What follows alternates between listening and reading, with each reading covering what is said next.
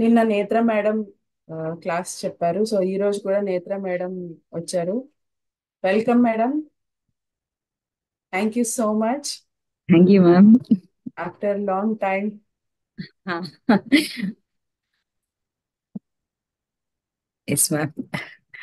Yes, please take it over. Sure. Thank you, ma'am. ముందుగా మనందరి గురుగారైన doctor బ్రహ్మర్షి పితామహ సుభాష్ పత్రిజీ గారికి మరియు గురుమాత స్వర్ణమాల పత్రి అమ్మగారికి నా ఆత్మ అనంత కోటి ప్రణామాలను తెలియజేస్తూ ఇక్కడ విచ్చేసి ఉన్న అంత ధ్యాన బాంధవులకు, యూట్యూబ్ లో వింటున్న అంత ధ్యాన బాంధవులకు కూడా నా హృదయపూర్వక నమస్కారాలను తెలియజేస్తున్నాను మాస్టర్స్. చాలా అద్భుతమైన ధ్యానాన్ని మనం ఎంతో చక్కగా చేసుకున్నాం. ఒక గంట సేపు ఇప్పుడు చక్కగా జ్ఞానాన్ని పొందే సమయం మాస్టర్స్. మనకు చాలా వరకు ఒక డౌట్ వస్తూ ఉంటుంది. అరే, ధ్యానం ఎందుకు చేయాలి? జ్ఞానాన్ని పొందితే చాలు కదా, చక్కగా మనకు ఈ భవబంధాల నుండి విముక్తి చెంది మనము పరమాత్మ వైపు వెళ్ళిపోవచ్చు కదా, మరి ధ్యానం ఎందుకు? ఊరికే జ్ఞానం అయితే చాలు కదా అనకు. ఏదో ఒక్కొక్క సందర్భంలో ఆ డౌట్స్ కూడా వస్తూ ఉంటాయి మనకు.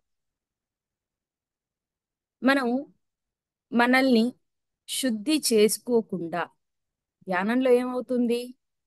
మనలో ఉన్న మనము ఎన్నెన్నో అనుకుంటాం కదా, మనకు తెలియకో మనలో అన్ని స్టోర్ అయిపోయి ఉంటాయి. మనకు కావాల్సినవి, మనకి అవసరం లేనివి, అసలు సంబంధం లేనివి, ఇవన్నీ కూడా మనలో స్టోర్ అయిపోయి ఉంటాయి. వాటిని అన్ని ముందుగా మనం తీసేస్తే కదా మనము చక్కగా జ్ఞానాన్ని మనలో నిక్షిప్తం చేసుకోవడానికి సాధ్యమవుతుంది. ఇప్పుడు ఏదైనా ఒక బాక్స్ లో, డబ్బాలో ఏదైనా ఉంచాలనుకోండి, ముందు ఆల్రెడీ స్టోర్ అయిపోయింది అనుకోండి, దాన్ని తీసేయలేదంటే కొత్తగా ఏదైనా పెట్టడానికి అవుతుందా? కొత్తగా ఏదైనా ఉంచడానికి అవుతుందా? ఖచ్చితంగా లేదు, స్థలం ఉండదు.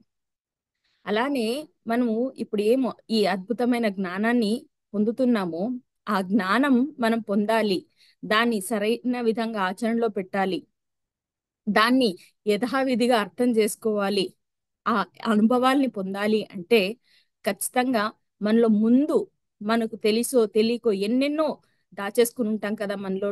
అవన్నీ కూడా కంప్లీట్ గా క్లెన్స్ అవ్వాలి, శుద్ధి జరగాలి. మన పాత నమ్మకాలు, మన పాత వ్యవస్థలు, ఇవన్నీ కూడా మనం దాటి ముందుకు రావాలి. అలా దాటి ముందుకు రావాలి, మనకు దానికి శక్తినిచ్చేది ఏది అంటే ధ్యానం. అందుకనే జ్ఞానాన్ని పొందడానికంటే ముందు మనం ఖచ్చితంగా ధ్యానం చేయాలి. ఈ ధ్యాన సాధన ద్వారా మనలో బుద్ధుడు ఒక సందర్భంలో ప్రశ్న అడిగితే చెప్పారంట, ధ్యానంతో మీరేం పొందారు అన్న అన్న ప్రశ్న అడిగితే ఆయన సమాధానం చెప్పారు, ధ్యానంతో నేనేం పొందలేదు, ఉన్నవన్నీ పోగొట్టుకున్నాను అని. అవునా అని ఆశ్చర్యంగా చూస్తే, మరి ఏమేం పోగొట్టుకున్నారు అంటే, ఈ కోప క్రోధాలు గాని, లేదా వేరే వాళ్ళ పైన విసుక్కోవడం ఇలాంటివి గాని, లేదా స్థిమితంగా ఉండలేకపోవడం గాని, ఇలాంటివి మనకి ఏవైతే అవసరం లేదో అవన్నీ కూడా నేను పోగొట్టుకున్నాను. అవన్నీ పోగొట్టుకుంటే మరి మనమే కదా దేవుళ్ళు, అంతే కదా. అలాంటి దేవ స్థితిలో మనం ఉన్నామంటే ఖచ్చితంగా జ్ఞానం సరిగ్గా మనకు బోధపడుతుంది కదా. అందుకని చక్కగా ముందు ధ్యానం చేసుకోవాలి.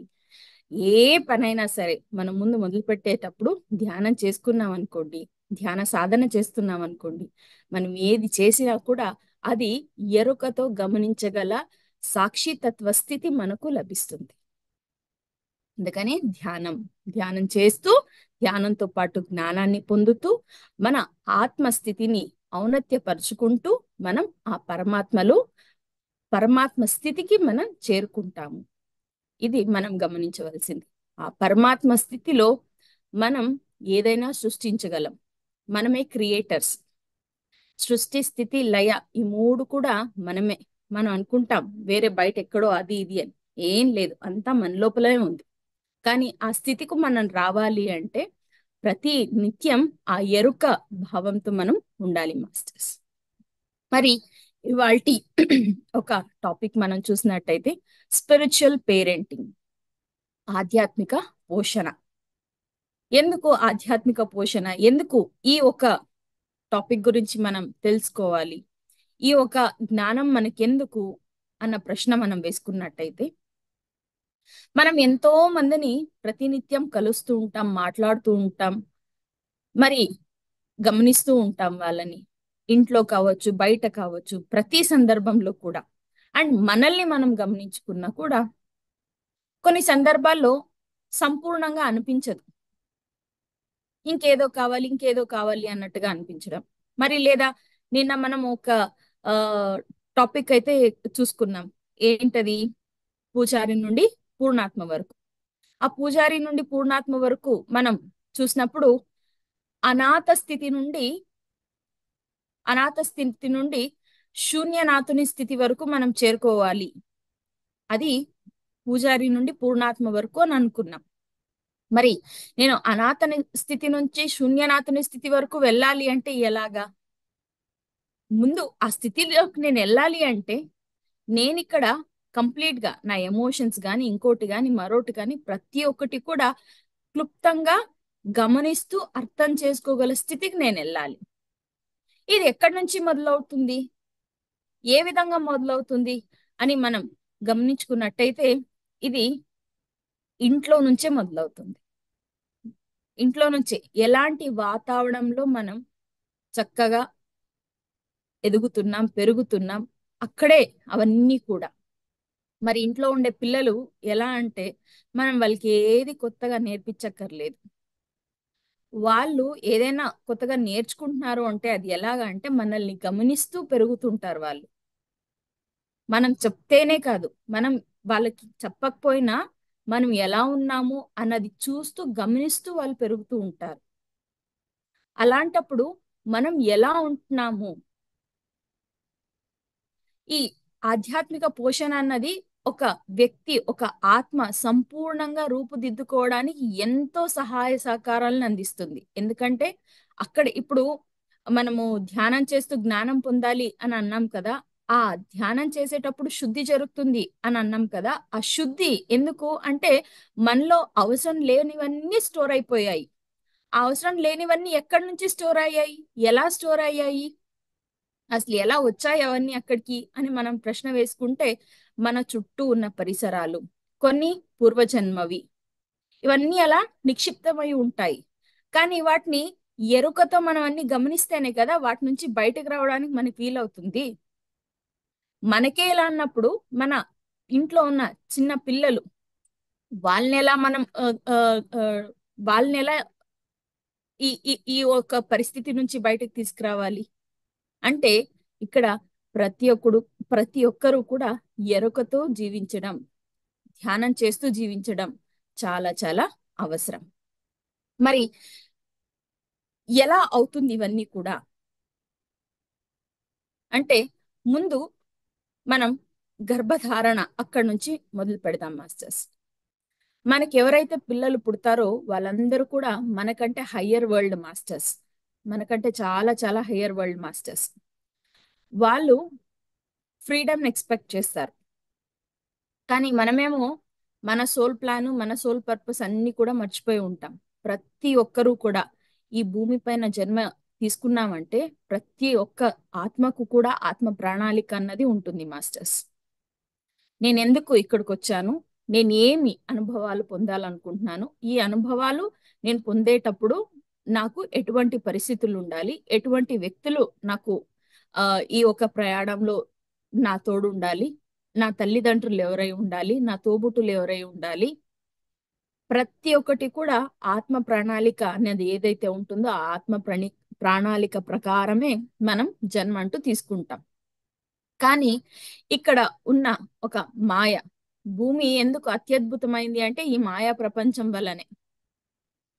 ఈ మాయలోకి మనం అడుగు పెట్టిన తర్వాత, తల్లి గర్భం నుంచి బయటకు వచ్చిన తర్వాత ఇవన్నీ కూడా మర్చిపోతాం, ఇవన్నీ కూడా మర్చిపోతాం. ఆ గుర్తు తెచ్చుకునే ప్రయాణమే, ఆ గుర్తు తెచ్చుకునే ఒక ప్రయత్నమే మన ఈ ధ్యాన ప్రయాణం. మనం మన సోల్ పర్పస్ ని మర్చిపోయాం. తెలుసుకోవాలి.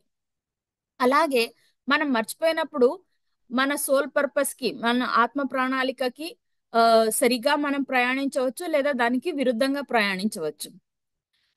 అలానే ప్రయాణించామనుకోండి, మనం ఏదైతే అనుకున్నామో ఆ ఒక గురిని ఖచ్చితంగా ఆ, చేరిపోతాం.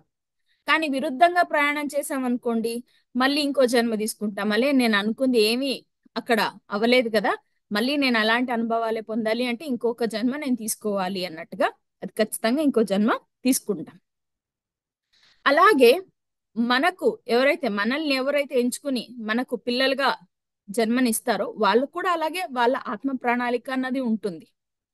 ఆ ఆత్మ ప్రణాళిక వాళ్ళది ఏవైతే ఉంటుందో వాళ్ళు ఆ ఒక గురి తెలపడానికి మనం ఈ ఒక ఎన్విరాన్మెంట్ ని క్రియేట్ చేయాల్సి ఉంటుంది మాస్టర్స్. తల్లి గర్భంలో 3 నెలలు లేదా first month, second month, first trimester అంటారు కదా, అంతకు ముందే సోల్ ఏమైనా సెలెక్ట్ చేసుకుంది, వీళ్ళు పలానా ఇద్దరు నాకు తల్లి తండ్రిగా ఉండాలి అని చెప్పేసి వాళ్ళు డిసైడ్ చేసుకుంటే వాళ్ళ చుట్టూనే ఉంటారు మాస్టర్స్. ఇవన్నీ కూడా ఎక్కువ ఎక్కువ సాధన చేస్తూ చేస్తూ అవన్నీ మనం ఎక్స్పీరియన్స్ అవ్వచ్చు. సో సెలెక్ట్ చేసుకుంటారు. ఏ బేసిస్, ఎలా సెలెక్ట్ చేసుకుంటారు వాళ్ళు అంటే, అమ్మ, నాన్న, నేను నా ఒక సోల్ ప్లాన్ ఏదైతే ఉందో ఆ సోల్ ప్లాన్ ను అచీవ్ చేయడానికి వీళ్ళు సరైన ఎన్విరాన్మెంట్ ని క్రియేట్ చేయగలరా లేరా, నాకు ఫ్రీడమ్ ఇవ్వగలరా లేరా, నేను అనుకున్న దానికి అంటే ఆ సోల్ ప్లాన్ ఏదైతే ఉంటుందో ఆ సోల్ ప్లాన్ నేను రీచ్ అవ్వడానికి వీళ్ళు తగ్గ ఒక ఎన్విరాన్మెంట్ నాకు క్రియేట్ చేస్తారా లేదా, ఇవన్నీ కూడా చెక్ చేసుకుంటుంది. సెలెక్ట్ చేసుకొని కంప్లీట్ గా మనకు బేబీగా ఆ ఒక సోల్ రావాలి అంటే మనము ప్రతి pregnancy time entire both father and mother ఇద్దరికి ఈక్వల్ రోల్ ఉంటుంది. ఆ పిల్లలు కనడం తల్లి కదా పెంచాలి, ఆమె ఆధ్యాత్మికంగా ఎరుకతో ఉంటే చాలు కదా, నేనెందుకు అన్నది తప్పు మాస్టర్స్. ఇద్దరికి కూడా సేమ్ ఈక్వల్ రోల్ ఉంటుంది, ఫాదర్ అండ్ మదర్. ఆ బేబీ సోల్ ఏదైతే రావాలనుకుంటుందో ఇద్దరిని కూడా చాలా గమనిస్తూ ఉంటుంది. ఎలా ఉంటున్నారు, ప్రతి సందర్భంలో ఏం చేస్తున్నారు, నా ఈ ఆత్మ ప్రణాళిక నేను పూర్ణం చేసుకోవడానికి వీళ్ళు ఎలా నాకు సహాయ సహకారాలను అందిస్తారు, ప్రతి చిన్నది కూడా గమనిస్తూనే ఉంటుంది. మనం ఏ క్షణమైనా ఎరుకుతా లేవనుకోండి, ఆ సోల్ డెసిషన్ చేంజ్ చేసుకోవచ్చు, రాకపోవచ్చు. అలాంటప్పుడే మనకు ఈ ఎందుకో మరి 3 నెలలు వరకు ఉండి ఆ బేబీ లేకుండా పోయింది, లేదా 9 మంత్స్ బేబీ డెలివరీ అయిన తర్వాత బేబీ లేకుండా పోయింది, ఇలాంటివన్నీ కూడా మనం గమనిస్తూ ఉంటాం కదా. ఎందుకంటే ఆ తల్లిదండ్రులు ఎరుకతో లేకపోవడం వల్ల ఆ సోలు నాకు వీళ్ళు పేరెంట్స్ గా వద్దు అని డిసిషన్ చేంజ్ చేసుకోవడం వల్ల అలాంటి స్థితులన్నీ కూడా జరుగుతూ ఉంటాయండి. ఇవన్నీ కూడా అందుకనే మనం స్పిరిచువల్ సైంటిస్ట్ గా ఉండాలి అని చెప్పేది. ఆధ్యాత్మిక శాస్త్రవేత్తగా మనం ఉన్నప్పుడే ఇవన్నీ కూడా చక్కగా అర్థం చేసుకోగలం, గమనించగలం, మరి మన లైఫ్ లో మనం ఇంప్లిమెంట్ చేసుకోగలం అండి. సో ఇక్కడ నుంచి స్టార్ట్ అవుతుంది. మరి అలాగే ఆ పర్టికులర్ టైంలో ఆ స్పిరిచువల్ పేరెంటింగ్ అనేది బేబీ పుట్టిన తర్వాత స్టార్ట్ అవ్వదు, బేబీ పుట్టడానికంటే ముందు నుంచే స్టార్ట్ అవుతుంది ఈ ఆధ్యాత్మిక పోషణ అన్నది. అప్పటి నుంచినే ఎలాంటి ఎన్విరాన్మెంట్ అన్నది మనము క్రియేట్ చేస్తున్నాము, ఎలాంటి ఎన్విరాన్మెంట్ సృష్టిస్తున్నాము, తల్లి ఎలా ఆలోచిస్తుంది, తండ్రి ఎలా ఆలోచిస్తున్నారు, ఎలాంటి క్రైటీరియాస్ వాళ్ళు రిసీవ్ చేసుకుంటున్నారు, ఎలా ప్రతి ఒక్క సందర్భంలో కూడా ఉంటున్నారు అన్నది చాలా చాలా ఇంపార్టెంట్ అవుతుందండి. చాలా వరకు పిల్లలు పుట్టిన తర్వాత తల్లి అంటే ఇష్టపడరు, తండ్రి అంటే ఇష్టపడరు. ఎందుకు అంటే గర్భంలో ఉండేటప్పుడు, ఆ బేబీ గర్భంలో ఉండేటప్పుడు వాళ్ళు ఎలాంటి మాటలు మాట్లాడారు, ఎలాంటి ఆలోచనలు చేశారు అన్నది అక్కడ ఇంపాక్ట్ ఉంటుందండి. అరే మా బాబు ఏం చేసినా నా మాట వినట్లేదండి, వినట్లేదండి, వాళ్ళ నాన్నగారు అంటే చాలా కోప్పడుతున్నారు, వాళ్ళ అమ్మగారు అంటే చాలా కోప్పడుతున్నారు, ఎలా అసలు మాకు అర్థం కావట్లేదు అంటే గర్భంలో ఉన్నప్పుడు ఏం మాట్లాడాము, ఎలాంటి ఆలోచనలు చేశాము. చాలా వరకు మన ఈ సొసైటీలో, సమాజంలో అమ్మాయిలంటే వద్దు అబ్బాయిలే కావాలి అనుకున్నట్టుగా ఉంటారు. గర్భంలో ఉన్నప్పుడు సరే, ఆ, అబ్బాయి అయితే పెంచుకుందాము, అమ్మాయి అయితే వద్దు అనుకుందాము, ఇలాంటి డిసిషన్స్ తీసుకుని ఉంటారు కదా. అది బేబీకి తెలుస్తుందండి. బేబీకి తెలిసినప్పుడు బేబీ పుట్టిన తర్వాత, అరే నన్ను వద్దనుకుంటున్నారు కదా, నేనెందుకు మీతో అలా ప్రేమగా ఉండాలి అన్న ఒక డిసిషన్ తీసుకుంటుంది. అందుకనే అది సబ్ కాన్షియస్ మైండ్ లో స్టోర్ అయి ఉంటుంది కాబట్టి వాళ్ళు ఆ, ఏం చేస్తారు, దూరంగా ఉంటారు, అక్సెప్ట్ చెయ్యరు. అది ఒక బ్లాక్ లాగా క్రియేట్ అయిపో ఉంటుంది. ఆ బ్లాక్ అలానే ఉంటుంది. అప్పుడు ఎలా అవుతుందంటే కంప్లీట్నెస్ అన్నది రాకుండా పోతుందండి. అందుకని ప్రతి క్షణం ఎరుకతో ఉండటం చాలా చాలా అవసరం. ప్రతి క్షణం. మరి అలాగే మనము ఎలాంటి వాతావరణంలో పెరిగాం, మనం ఎలా పెరిగాం, మన చిన్నప్పుడు మనం గర్భంలో ఉన్నప్పుడు మన తల్లిదండ్రులు ఎలాంటి డిసిషన్ తీసుకున్నారు, ఎలా మాట్లాడుకున్నారు, ఎలా ఆలోచించారు, అది కూడా మన పైన ప్రభావం చూపిస్తూ ఉంటుందండి. కానీ నెక్స్ట్ జనరేషన్స్, మనం మన మన- మనము పుట్టేటప్పుడు మన పేరెంట్స్ ఎరక్తో లేకపోయి ఉండొచ్చు. అందుకనే మనము ఆ ఒక క్రైటీరియాస్, కంప్లీట్నెస్ ఉండొచ్చు, ఉండకపోవచ్చు. కానీ నెక్స్ట్ జనరేషన్స్ కి అది ఉండకూడదు కదా. అట్లీస్ట్ అందుకనే మనమైనా ధ్యానం చేస్తూ ఎరుకతో ఎరుకతో ఉంటూ ఈ యొక్క పేరెంటింగ్ అనేది, స్పిరిచువల్ పేరెంటింగ్ అనేది చేయాల్సి ఉంటుందండి. మరి ఎక్కువ స్పిరిచువల్ పేరెంటింగ్ అంటే మరి ఓ అని ఎక్కువ ఆలోచించాల్సిన అవసరమే లేదు. ప్రతినిత్యం ప్రతి క్షణం ఎరుకుతో ఉండటం, ఆ పిల్లలు పెరిగే వాతావరణం ఏదైతే మనం ఉంటుందో దాంట్లో వాళ్ళకు స్వేచ్ఛనివ్వడం, ఇంకా సింపుల్ గా చెప్పాలంటే ఒక ఫ్రెండ్ లాగా. ప్రతిదీ కూడా ఆ వయసులో వాళ్ళు ప్రతిదీ చేస్తారు. అది చేస్తే ఏమవుతుంది, చేయకపోతే ఏమవుతుంది, అలా ఓపిక్ గా ఎక్స్ప్లెయిన్ చేయాలండి. చాలా పేషెన్స్ తో ఉండాలి. విసుక్కోవడం కానీ, వాళ్ళని కొట్టడం కానీ, వాళ్ళ పైన అరవడం కానీ, అవన్నీ ఎలా అంటే ఒక బ్లాక్స్ లాగా క్రియేట్ అయిపోతాయి, వాళ్ళు ఉండిపోతాయి అలాగా. మళ్ళీ వాళ్ళు పెరిగే కొద్దీ అవన్నీ ఎక్కువయ్యి వాటి నుంచి బయటకు రాలేరు. అప్పుడు వాళ్ళ ఎమోషన్స్ అన్నది ఎఫెక్టివ్ గా, బ్యాలెన్స్డ్ గా లేకపోవడం వల్ల ఎలాంటి ఎలాంటి పరిణామాలకు అవి దారి తీస్తాయో మనం అసలు చెప్పలేమండి. ఇప్పట్లో ఇప్పుడు మనం సొసైటీలో గమనిస్తున్న ఇంబ్యాలెన్స్ ని చూసినట్టయితే, ఎందుకంటే చాలా వరకు చాలా మంది ఈ ఎరుకలో లేకుండా ఆ పిల్లల్ని కనడం కానీ, వాళ్ళని పెంచడంలో కానీ ఎరుకతో లేకపోవడం వల్ల ఇవన్నీ మనం గమనిస్తున్నామండి. అదే ఎరుకతో ఉండి ప్రతి ఒక్కటి మనం గమనిస్తూ వాళ్ళకు సహాయ సహకారాలు అందివ్వాలి. మనం వాళ్ళని పెంచడం కాదండి, వాళ్ళు వాళ్ళు మనకంటే ఎక్కువ జ్ఞానంతో ఉన్న వాళ్ళు, హైయెస్ట్ సోల్స్ వాళ్ళు. వాళ్ళకు మనం సహాయ సహకారాలు అందిస్తే చాలండి. మనం తీర్చిదిద్దాల్సిన అవసరం ఏం లేదు. వాళ్ళు వాళ్ళని కనుగొనడంలో మనం వాళ్ళకి సహాయ సహకారాలు అందించాలి. ఇలా చేస్తే చాలు. అంటే వాళ్ళకి ఆ సహాయ సహకారాలు మనం అందించాలి అంటే మనం కూడా అంతే ఎరుకతో ఉండాల్సిన అవసరం చాలా చాలా ఉంటుంది. అలా ఉన్నప్పుడే ఆ ఒక ఆధ్యాత్మిక పోషణ అన్నది మనం చేయగలుగుతాం. అండ్ ఇందువల్ల ఎలాంటి లాభాలు ఉంటాయి అంటే, ఒక సోల్, ఒక బేబీ కంప్లీట్ గా ఎవాల్వ్, అంటే అభివృద్ధి చెందడానికి అవుతుందండి. మనకు మనం ఈ భూమి మీద జన్మ తీసుకున్నప్పుడు, ఈ భూమి పైన మానవ జన్మ అన్నది వచ్చినప్పుడు కొత్తగా ఏది అవసరం లేదు. అన్నీ కూడా మనకు కావాల్సినవన్నీ కూడా ఇక్కడే ఆ ఉంచి, అంటే అన్ని లభ్యమయ్యేలాగా మనకు ఈ జన్మ ఇక్కడ ఉన్నదండి. కానీ మనం ఏం చేస్తున్నాము, మనకు అది లేదు ఇది లేదు అని కొత్త కొత్తగా ఏవేవో సృష్టించుకుని ఆ ఆ, మనలే మన లైఫ్ మనమే కాంప్లికేట్ చేసుకోవడం అన్నలాగా అయిపోతుంది. కానీ ఇవన్నీ కూడా దాటి నేను సహజంగా ఉండాలి. ఇప్పుడు ఏదైనా బాలేదంటే ఆ హాస్పిటల్కి వెళ్ళిపోతాం. ఏదైనా ఇబ్బంది అవుతుంది అంటే వెంటనే ఇంట్లో ఉన్న మాత్రలు తీసుకుని మాత్రలు మింగేస్తాం. ఏవైనా పరిస్థితి వచ్చిందంటే ఇమ్మీడియట్ గా డిస్టర్బ్ అయిపోతాం. అంటే మన ఎమోషనల్ బాడీలో కానీ, ఫిజికల్ బాడీలో కానీ మనకు ఎనర్జీస్ ఉంది, మనలో ఆ ఇమ్యూన్ సిస్టమ్ ఉంది. కానీ దాన్ని గుర్తించలేని స్థితికి వెళ్ళిపోయాం.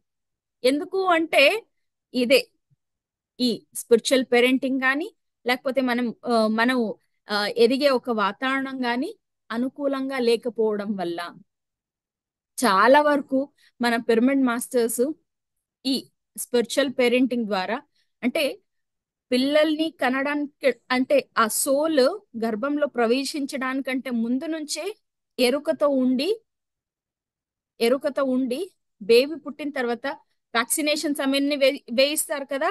ఆ వ్యాక్సినేషన్స్ కూడా ఏవి వేయించకుండా ఏదైనా బేబీకి ఇబ్బంది కలిగిందంటే పిరమిడ్ శక్తిని యూజ్ చేసుకోవడం కానీ ఇలాంటివి చేస్తూ చక్కగా ఆ ఆ ఆ, ఆ పిల్లల్ని పెరిగే వాతావరణంలో ఉంచుతున్నారండి. ఇది ఎలా సాధ్యమవుతుంది అంటే మన మూలానికి మనం కనెక్ట్ అయినప్పుడు మనకు మన మన దేహంలో ఏదైనా సరే ఎలాంటిదైనా సరే హీల్ చేసుకునే శక్తి మన దేహానికి ఉంది. అంత అత్యద్భుతమైంది. కానీ ఆ శక్తిని ఎప్పుడు గుర్తిస్తామంటే మనం కనెక్ట్ అయినప్పుడే. ఆ కనెక్షన్, ఆ కనెక్ట్ అవ్వడం మనం ఆ చిన్న వయసు నుంచే ఆ పిల్లలకు మనం నేర్పించాలి. వాళ్ళు ఎక్స్పీరియన్స్ అయ్యేలాగా చేయాలి.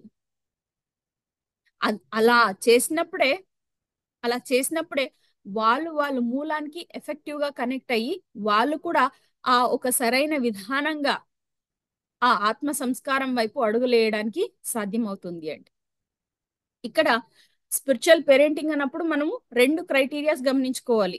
ఒకటి, నాలో అంటే తల్లిదండ్రులు ఎవరైతే తల్లిదండ్రులు కావాలనుకుంటున్నారో, తల్లిదండ్రులు అయ్యారో, మనము ఫస్ట్ మన ఎమోషన్స్ ని బ్యాలెన్స్ చేసుకోవాలి. మనల్లో ఉన్న బ్లాకేజెస్ ఏవైతే ఉన్నాయో వాటిని రిమూవ్ చేయాలి. మా అమ్మ నాన్న ఇలా చేశారు అందుకనే నేను నా పిల్లల్ని ఇలా చేస్తాను అలా కాదండి.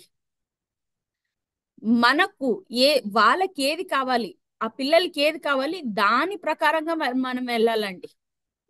నేను ఇలా చేశాను అందుకనే వాళ్ళను ఆ, ఇలాంటి పరిస్థితి నేను కూడా ఇలానే ఇచ్చేస్తాను, తప్పవుతుందండి. ఒక చిన్న ఎగ్జాంపుల్ చెప్పేటట్టయితే ఒక ప్లేస్ లో ఒక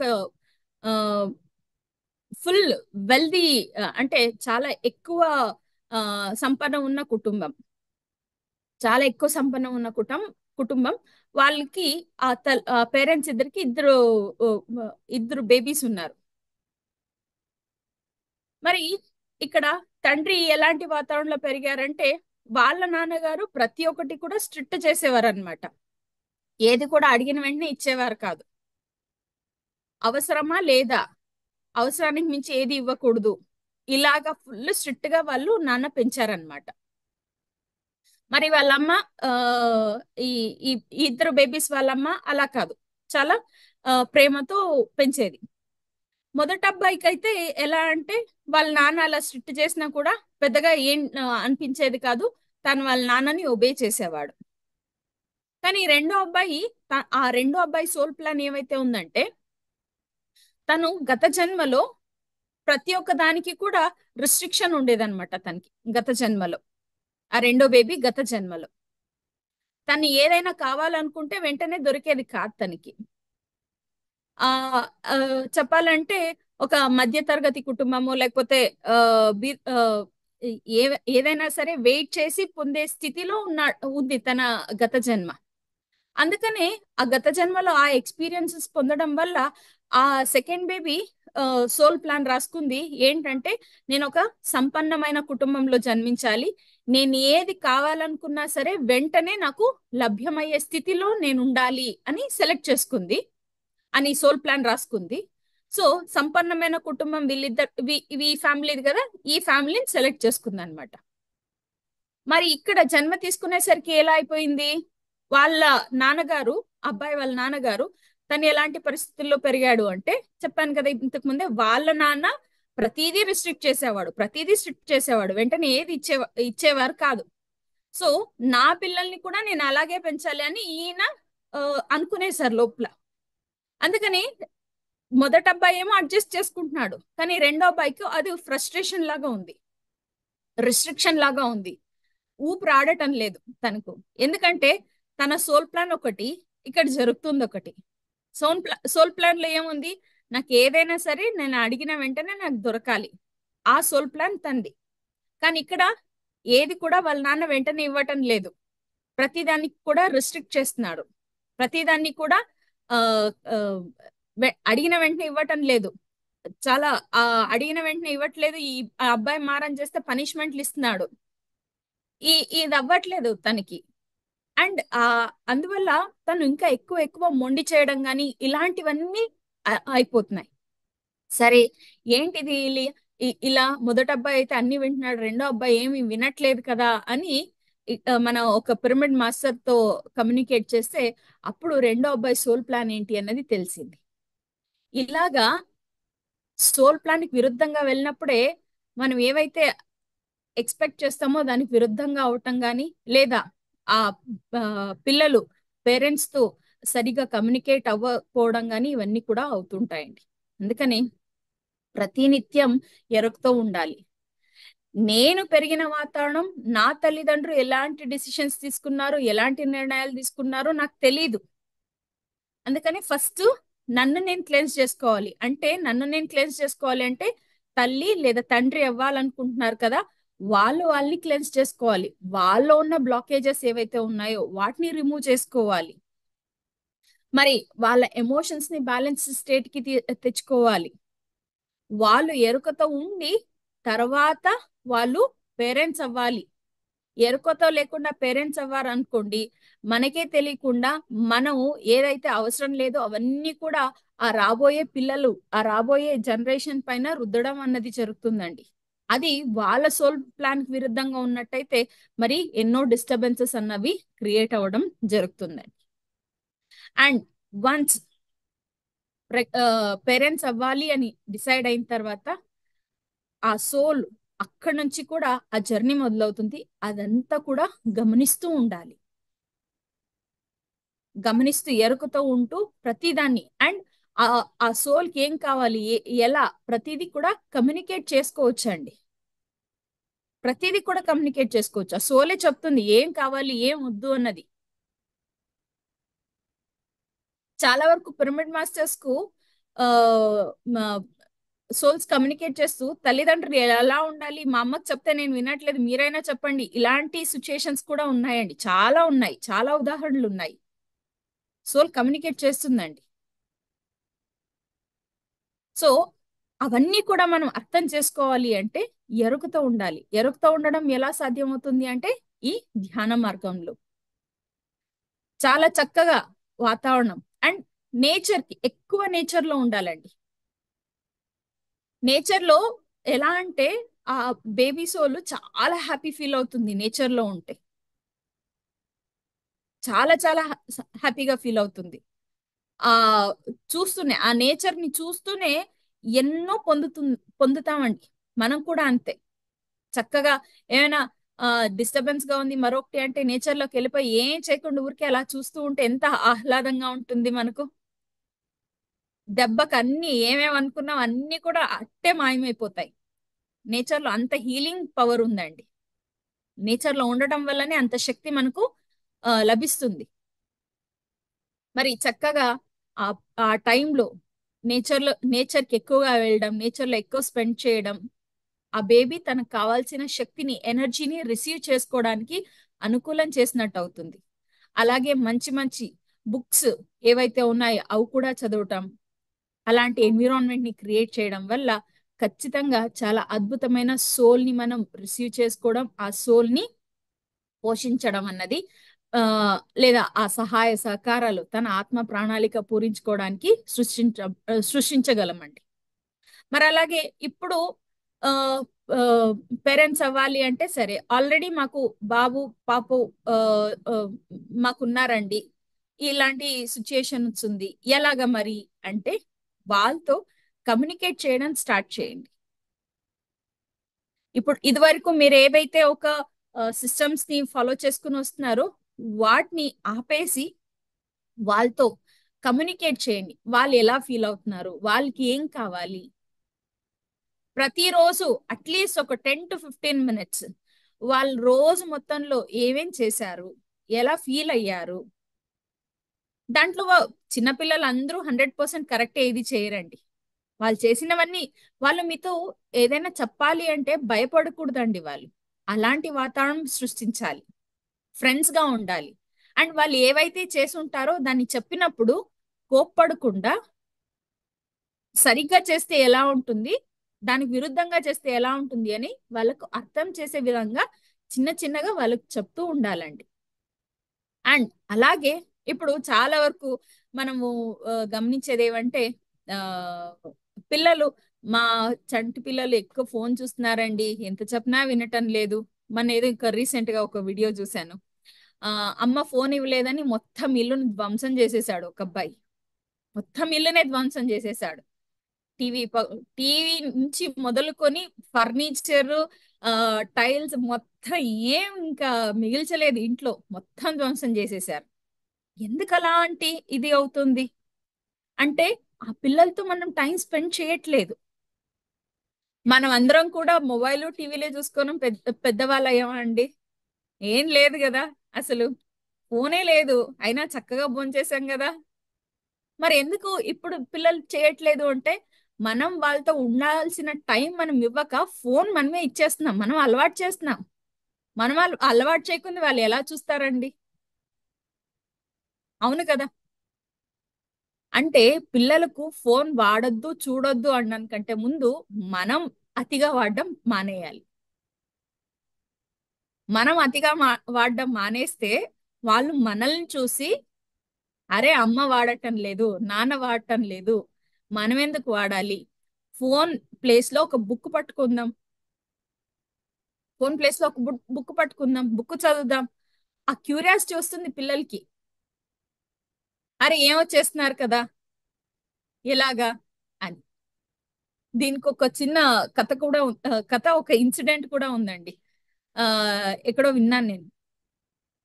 ఒక 4 నుంచి 5 ఏళ్ళ బాబు మరి వాళ్ళమ్మ ట్రైన్ ప్రయాణం చేస్తున్నారు. ఆవిడేమో చక్కగా బుక్ పట్టుకొని కూర్చుంది, అబ్బాయి బుక్ ని చూస్తున్నాడు. ఈ వీళ్ళు కాన్వర్జేషన్, వీళ్ళు ఉంటున్నది, తల్లి కొడుకు ఉంటున్నది, ఇవన్నీ కూడా ఇంకొకతను అబ్జర్వ్ చేస్తూ క్వశ్చన్ వేస్తారు అన్నమాట. ఎందుకు మీరు మీ బాబుతో స్పెండ్ చేయకుండా బుక్ చదువుతున్నారు?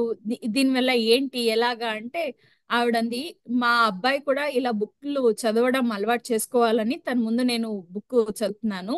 పిల్లలు ఎప్పుడు కూడా మనం చెప్పింది చేయరు, మనం ఏం చేస్తున్నామో చూసి అదే చేస్తారు అని. అంతే కదండి. మనం ఇంట్లో గట్టిగా అరుస్తున్నామో వాళ్ళు అదే నేర్చుకుంటారు. మనం ఇంట్లో గొడవ పడుతున్నామో వాళ్ళు అదే చూసి నేర్చుకుంటారు. మనం ఎక్కువగా ఫోన్ పడుతున్నామో వాళ్ళు అదే చూసి నేర్చుకుంటారు.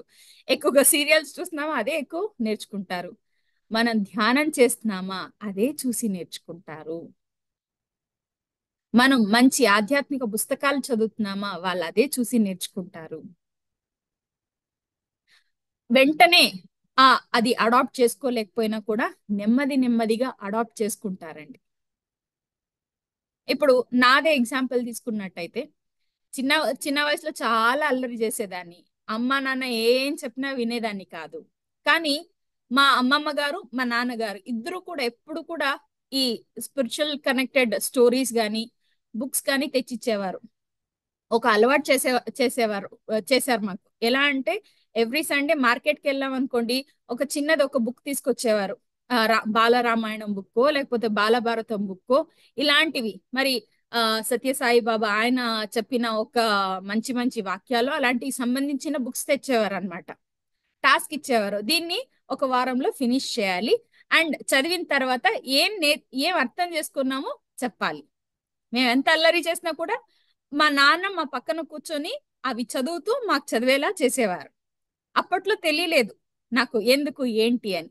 కానీ ఈ ధ్యానం అన్నది మొదలుపెట్టిన తర్వాత నాకు ఈ ధ్యానం ఆధ్యాత్మిక పైన ఒక ఇష్టం ఏదైతే ఉందో, నా జీవన విధానం అన్నది నేను కనుగొన్నానో, అది మూల బీజం ఎక్కడి నుంచి వచ్చిందంటే అక్కడ మా అమ్మమ్మ గారు మా నాన్నగారు నుండి. మా అమ్మమ్మ గారి ఇంటికి వెళ్తే ఆవిడ చక్కగా తన మనవళ్ళు మనవరాలందరినీ వరుసగా పక్కన పడుకోబెట్టుకొని ఏదో ఒక కథ చెప్పేవారు ఆకాశాన్ని చూపిస్తూ.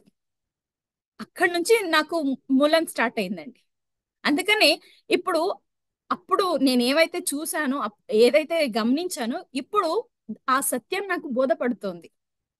అంటే అలాంటి వాతావరణంలో ఉండడం వల్లనే కదా నాకు ఇలాంటిది ఒక మార్గం అన్నది, నేను అర్థం చేసుకోగల ఇష్టం అన్నది ఏర్పడింది. అండ్ ప్రతిదీ కూడా ఏది ఎలా అర్థం చేసుకోగల స్థితిలో నేనున్నాను. అంతే అండి.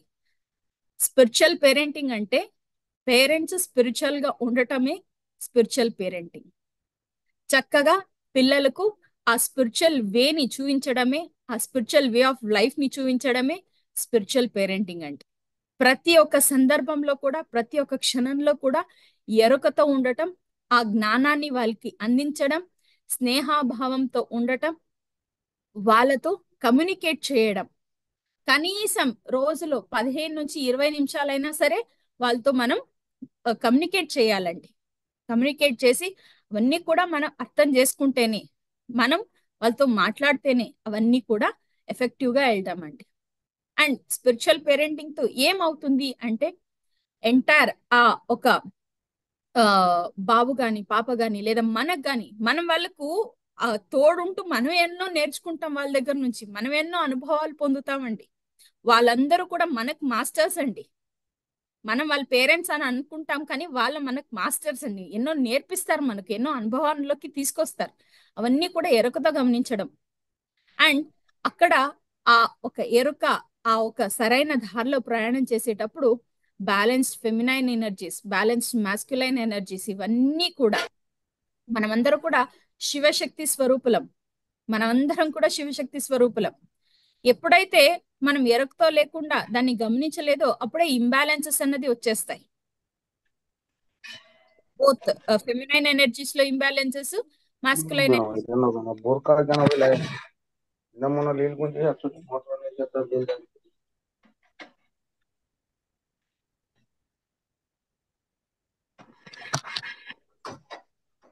శ్రీనివాస్ రెడ్డి సార్ మ్యూట్ చేసుకుంటారా? రైట్. ఇంబ్యాలెన్సెస్ అనేది వచ్చేస్తాయండి. అంటే మనలో ఉన్న శివశక్తి, శివ అంటే పురుష శక్తికి సంకేతం, ఆ, శక్తి అంటే స్త్రీ శక్తికి సంకేతం, శివశక్తి స్వరూపులం. సో ఈ యొక్క ఈ యొక్క మాస్కులైన్ ఎనర్జీస్ మన బాడీలో రైట్ హాఫ్ కి రెప్లికేట్ చేస్తే, ఫెమినైన్ ఎనర్జీస్ లెఫ్ట్ హాఫ్ ని రెప్లికేట్ చేస్తుందండి.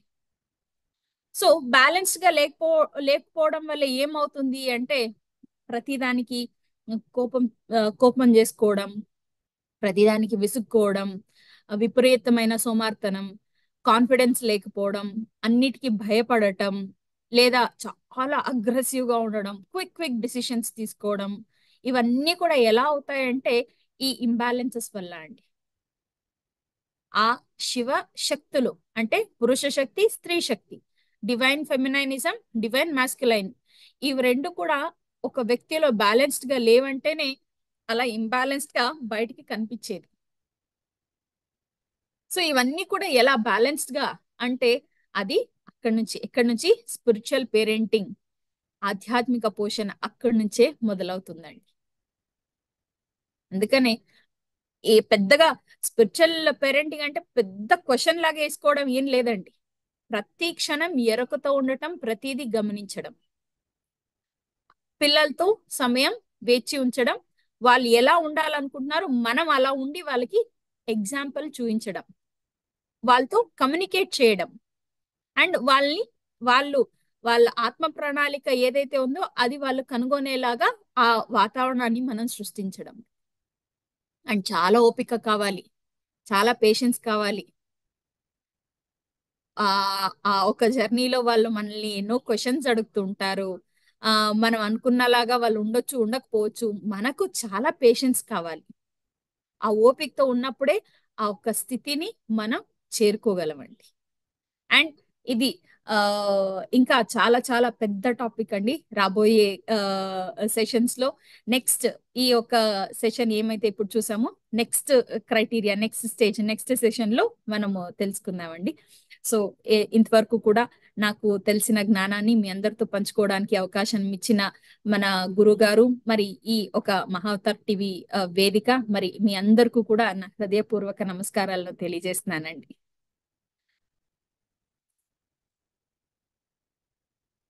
Thank you madam, thank you so much. So చూసారుగా ఫ్రెండ్స్, ఆధ్యాత్మికంగా పిల్లలను మనం చిన్నప్పటి నుంచి